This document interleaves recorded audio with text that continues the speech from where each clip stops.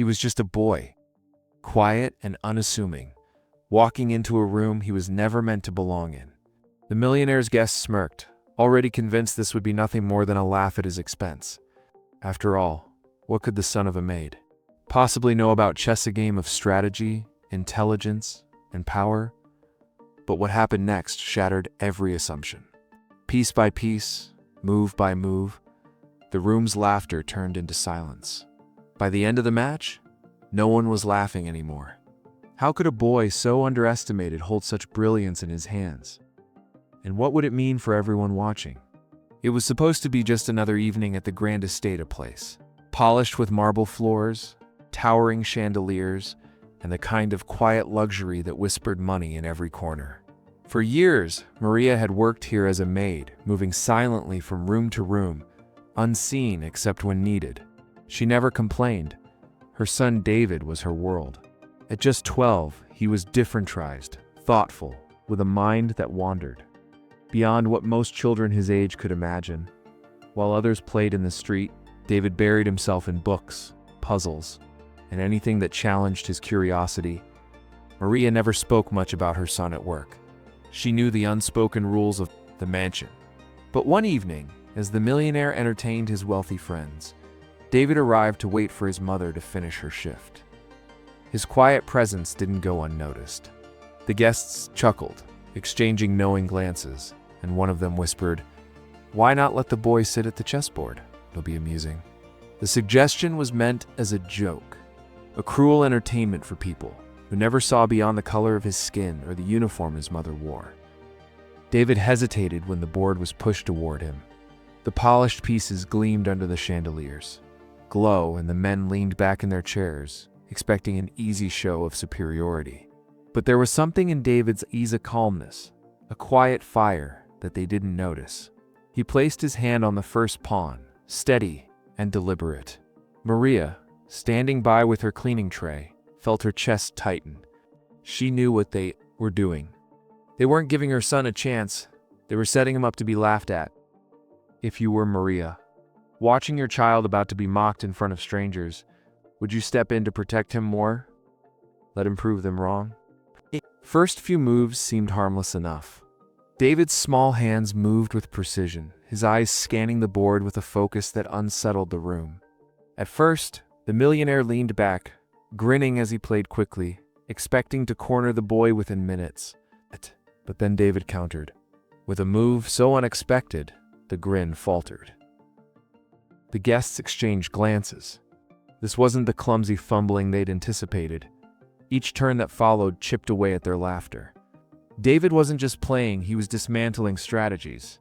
With a patience and foresight far beyond his years, the millionaire's brows furrowed, his confidence beginning to crack. The room, once filled with smug chatter and muffled jokes, grew strangely quiet. Tension began to simmer, not from the boy's race or his mother's station, but from the CH. Undeniable brilliance radiating from every move he made. Maria stood in the corner, her heart pounding with every piece her son claimed.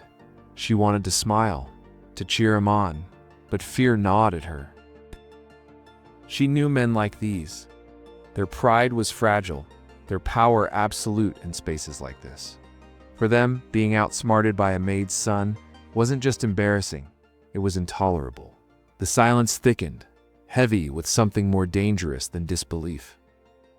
David, unbothered, leaned forward, studying the board as though the weight of the moment didn't exist. For him, chess wasn't about status or proving worth. It was about the game, the puzzle, the thrill of solving what others thought unsolvable. But every move he made forced the men to confront a truth they weren't prepared for. Brilliance. Knows no skin color, no social rank. And then came the turning point. With one decisive move, David placed the millionaire in check. The gasp that rippled through the room was almost louder than the chandelier's hum. The millionaire's hand froze above the board, his face tightening as the reality set in. He was losing, not to another wealthy man, not to a rival businessman, but to a child they had all mocked before he even touched a piece. Maria's palms dampened, torn between pride and dread. She could see the storm brewing in their eyes. and she knew the next few moments would decide everything, not just the game, but how her son would be remembered in this house. What do you think would happen next? Would they swallow their pride and admit defeat? Or would their prejudice twist the moment into something far more cruel? The air inside the room felt electric. Every eye fixed on the board where a Maid's son had cornered a millionaire. The tension wasn't just about a game anymore. It was about pride, power, and the unspoken rules of who was allowed to win. The millionaire's face flushed red, his fingers twitching over the pieces, as though forcing a way out that didn't exist. David sat still, unshaken, waiting for the inevitable. Then it happened. David moved his queen with quiet certainty to checkmate.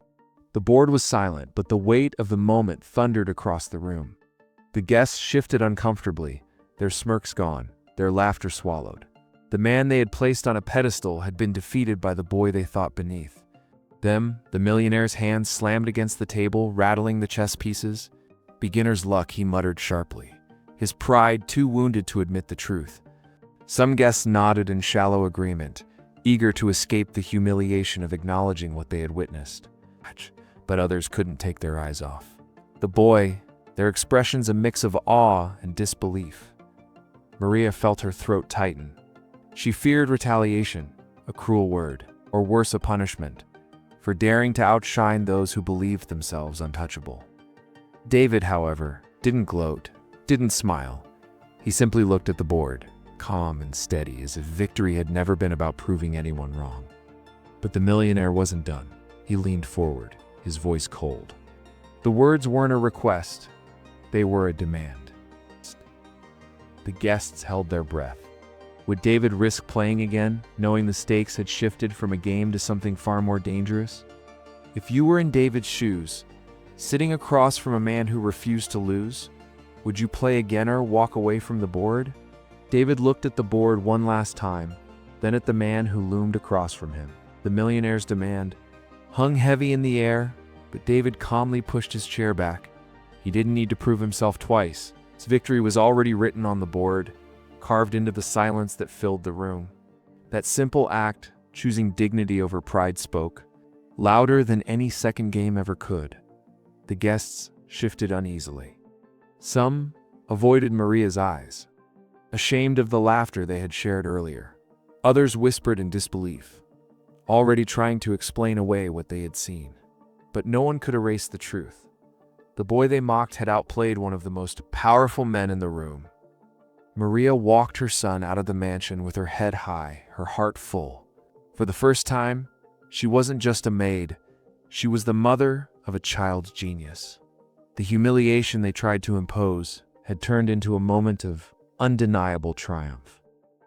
That night, as David quietly opened another book at home, Maria realized his gift was far greater than the prejudice stacked against him. His brilliance was his shield, his voice, his future. No matter how the world tried to box him in, his mind would always set him free. And maybe that was the greatest lesson of all. Genius doesn't need permission, nor does it bow to wealth or power. It simply shines, even in the unlikeliest places. So, the question remains, how many more children like David are overlooked, underestimated, or silenced, simply because of the color of their skin or where they come from? And what brilliance might the world gain if only we chose to see them?